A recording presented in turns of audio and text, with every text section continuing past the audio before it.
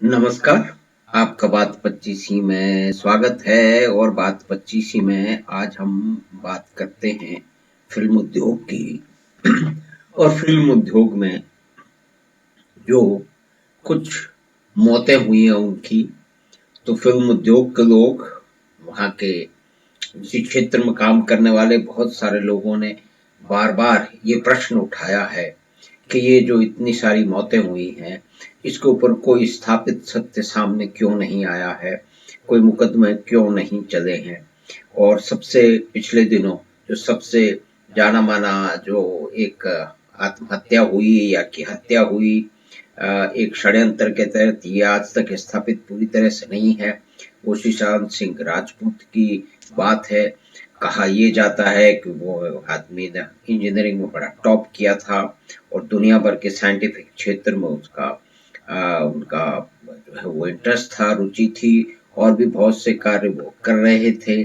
उसके साथ साथ भी ये भी बताया जाता है कि उनके ऊपर बहुत बड़ा दबाव था, क्योंकि बम्बई के फिल्म उद्योग के दादा लोगों ने को बाहर कर दिया गया था, क्योंकि निपोटिज्म का यानी कि खानदानी जो प्रभाव है फिल्म इंडस्ट्री में, भारतीय फिल्म उद्योग में, और अधिकतर जगह पे ही है। उसकी शुरुआत कहाँ से हुई है ये तो हम जानते हैं कि वो तो राजनीति इसके परिवारवाद से शुरू हुई है।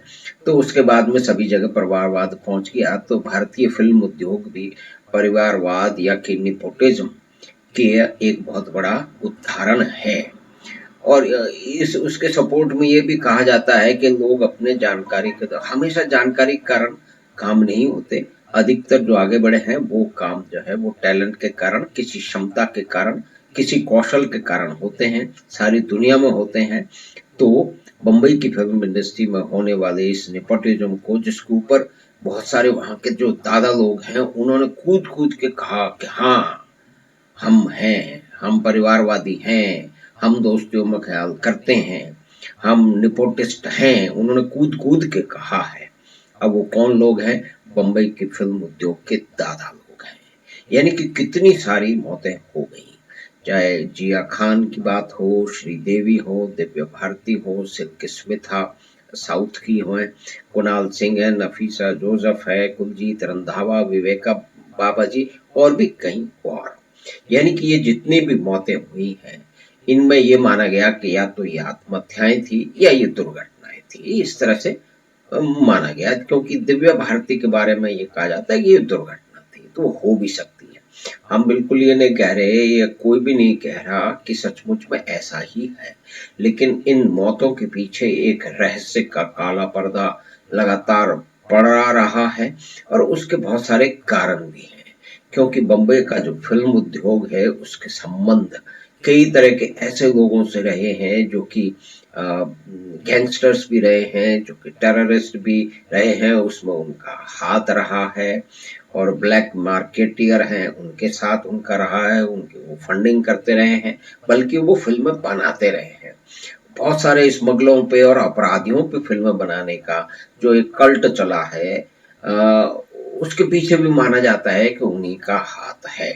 अब ठीक है, अपराधियों की लाइफ में कुछ लोगों का इंटरेस्ट रहता है, लेकिन हर तरह के अपराधी को हीरो बना के पेश करना, यानी कि पागल जो प्रेमी होते हैं, जो कि अपनी किसी लड़की के पीछे, अपनी प्रेमिका के पीछे बिल्कुल हाथ धो के बिल्कुल पागलों की तरह से पड़ जाते हैं। और इस तरह की जो घटनाएं हैं उसमें बड़ा विचित्र किस्म के कांड होते हैं। कई बालिकाओं को जला के मार दिया गया, उनको परेशान किया गया, उनके परिवार को परेशान किया गया।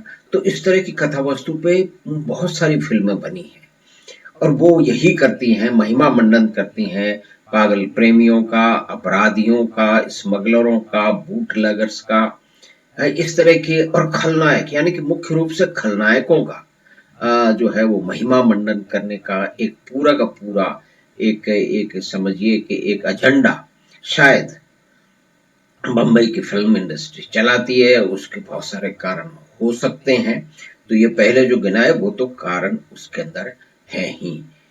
तो ये जो संबंध है, जैसे देखिए कि बम्बई के जो पुलिस के कार्यक्रम होते हैं, सालाना कार्यक्रम होते हैं, बहुत लंबे समय से सुन रहे थे, पिछले दिनों में तो कुछ सुनने में शायद नहीं आया, क्योंकि सुशांत सिंह की बातचीत की जो उनकी मौत हुई है, उसके बाद के अंदर जो बहुत सारी चीजें सामने आई हैं, तो उसके अंदर हिंदी फिल्म उद्योग के दादा लोग और पुलिस के बड़े अफसरों और उनकी एसोसिएशन के बीच में एक बहुत ही लंबा चौड़ा एक संबंध सामने आया है। यानी कि संबंध अगर हैं तो संबंध का इस्तेमाल होता भी होगा, तो ये माना जा सकता है। तो बहुत सारी जो मौतें इस क्षेत्र में हुई हैं, उनको वैसे ही छोड़ दिया गया, मुकदमे नहीं चले, जानकारी सामने नहीं आई, केस को दबा दिया गया। कई सारे लोग, उसके परिवार के लोग और उनके मित्र लोग कहते रहे कि ये आत्महत्या नहीं थी, ये हत्या थी, या कि ये गुस्से में की गई हत्या थी, या कि किसी झगड़े के कारण हत्या हो गई, या कि सुनियोजित हत्या थी, जैसा कि सुशांत सिंह राजपूत के बारे में माना जाता है। ये कहा जाता है कि वो बहुत सारे साइंटिफिक उसके अंदर करते थे, इंजीनियरिंग की पढ़ाई छोड़ करके उन्होंने जो है वो बम्बई की फिल्म उद्योग में आए, और लेकिन उनको बाहर का समझा गया। जो वहाँ के जो मुख्य पाशा लोग हैं, जो दादा लोग हैं, जो अपने साथियों को, अपने परिवार वालों को, अपने दोस्तों को ही आगे लाते हैं, ऐसा कहा जाता है कि जानबूझकर उन्होंने सुशांत सिंह को परेशान किया, उनका मजाक उड़ाया, और जैसा कि वो दूसरे लोगों का मजाक उड़ाते रहते हैं। तो ये एक मनोरंजन के क्षेत्र में इतनी हत्याएं, इतने काले पर्दे, ये प्रश्न बार बार उठते रहते हैं।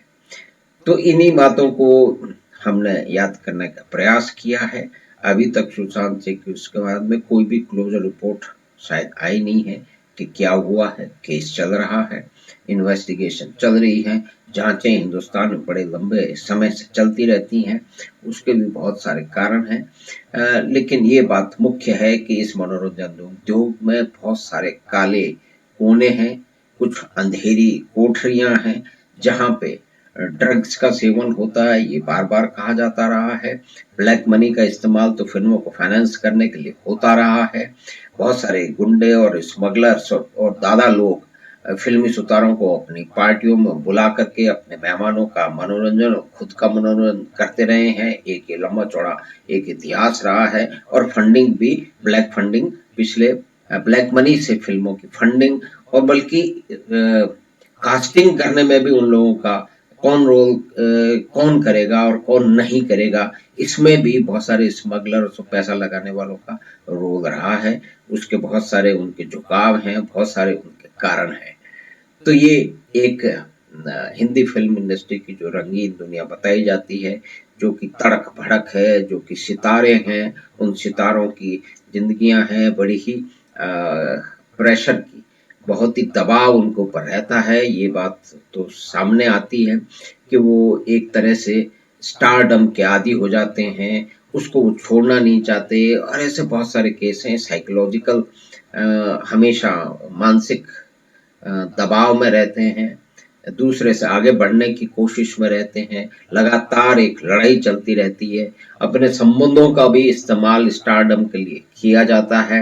अगर संबंध नहीं है तो भी उनके बारे में खबरें छपाई जाती हैं, फोटो छपाए जाते हैं, और वहीं पे काम करने वाले बहुत सारे जो मित्र हैं, वो ही बताते हैं कि कैसे भी कोई आदमी थोड़ा सा सफल हो जाता है तो बहुत सारे सलाहकार उसके चारों तरफ मंडराने लगते हैं, जैसे शहद के चारों ओर चींटियां मंडराने लगती हैं। तो वो कहते हैं कि आपको ये कपड़े पहनने चाहिए या नहीं पहनने चाहिए, आपको ये खाना खाना चाहिए या नहीं खाना चाहिए, आपको ये स्टेटमेंट देना चाहिए, या कि अपना नाम ही बदल, जैसे सुशांत सिंह राजपूत के बारे में उनको अपना स्टेटमेंट कुछ दिलवाए गए एक फिल्म के बारे में, फिर उन्होंने राजपूत भी नाम भी ड्रॉप कर दिया गया।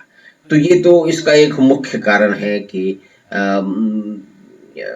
बम्बई की फिल्म इंडस्ट्री में, फिल्म उद्योग में जिस तरह से उसके बहुत सारे जो है नैरेटिव बिल्डर में, कहानी की स्टोरीज में जिस तरह का एक घोर वामपंथियों का एक स्थान है, उनका रोल है, तो वो ही उनको होगा कि, और उसी दबाव में शायद, नहीं तो कोई आदमी अपना नाम क्यों बदलेगा।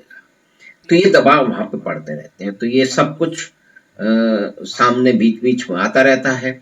आजकल शांति है, भगवान न करे फिर किसी अभागे सितारे की, किसी उठते हुए सितारे की या किसी जाने माने सितारे की, इसी तरह से फिर उसके साथ कोई दुर्घटना हो जाए तो ये फिर सामने आ जाएगा। तो ये प्रश्न तो खड़े करता है कि क्या प्रभावशाली लोग अपने प्रभाव का इस्तेमाल करके, अपने धनबल का इस्तेमाल करके अपराधों से बच सकते हैं या कि अपने मित्रों को बचा सकते हैं। तो ऐसी कुछ चीजें इस मनोरंजन उद्योग में भारत के सामने आती नहीं है। और किस तरह से फिल्म उद्योग में जिस तरह की कथा वस्तुएं और चरित्र चित्रण होते रहे हैं, वो भी उस पे भी कई बार चर्चा हुई है।